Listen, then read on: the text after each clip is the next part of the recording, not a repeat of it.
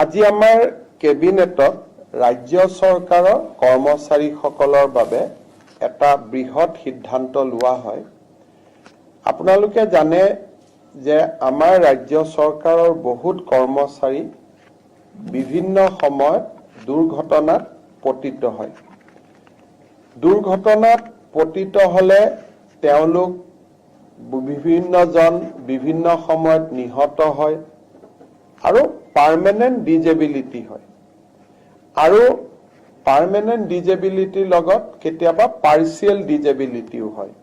তাৰমানে এটা হল death, accidental death, দুৰ্ঘটনা জড়িত মৃত্যু। দুৰ্ঘটনা বুলি কওঁতে ৰোড এক্সিডেন্টৰ পৰা, ফায়াৰ আউটব্ৰেকৰ পৰা, বানপানীৰ পৰা গোটেইখিনিক দুৰ্ঘটনা বুলি ধৰা হয়। আৰু তেওঁলোকৰ পাৰ্মানেন্ট ডিজেবিলিটিও হয়, পাৰ্চিয়েল ডিজেবিলিটিও হয়।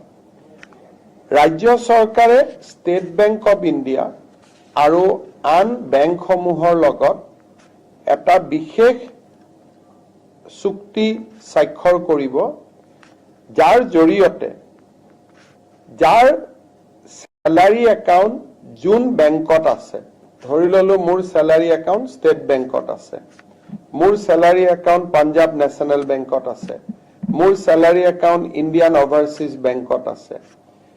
যি বেংকত চেলাৰী একাউণ্ট থাকে তেওঁলোকে আমাৰ লগত হোৱা চুক্তি অনুসৰি ৰাজ্য চৰকাৰৰ কোনোবা কৰ্মচাৰী দুৰ্ঘটনাত নিহত হলে 1 কোটি টকা পৰিয়াললৈ তেওঁলোকে ইন্সুৰেন্স প্ৰিমিয়াম হিচাপে আগবঢ়াব। যদি পাৰ্মানেন্ট ডিজেবিলিটি হয়, টোটেল ডিজেবিলিটি, তেতিয়াহলেও 1 কোটি টকা তেওঁলোকক আগবঢ়াব। আৰু যদি পাৰ্চিয়েল ডিজেবিলিটি হয় তেতিয়াহলে 80 লাখ টকা আগবঢ়াব।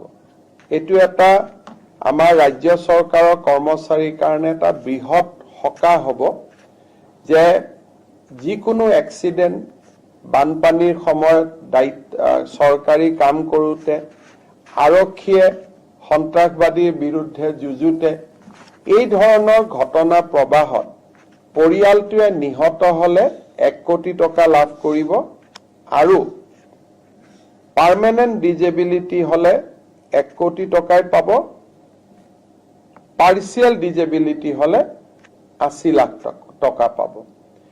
আৰু যদি বেমাৰত মৃত্যুবৰণ কৰে, চৰকাৰে দিয়া গোটেই সা সুবিধাবিলাকৰ উপৰিও এই এগ্ৰিমেন্টৰ জৰিয়তে বেংকটোৰ পৰাও তেওঁলোকে 10 লাখ টকা অতিৰিক্তকৈ পাব। তাৰমানে life insurance coverage additional 10 lakh, accident insurance coverage 1 কোটি আৰু পাৰ্চিয়েল ডিজেবিলিটি হলে 80 লাখ টকা। এইটো আমাৰ ৰাজ্য চৰকাৰৰ কৰ্মচাৰীসকলৰ ভগৱানে নকৰক, কিন্তু যদি কেতিয়াবা তেওঁলোকৰ খুব এনেকুৱা ধৰণৰ পৰিৱেশ হয় তেতিয়াহলে ই এটা ডাঙৰ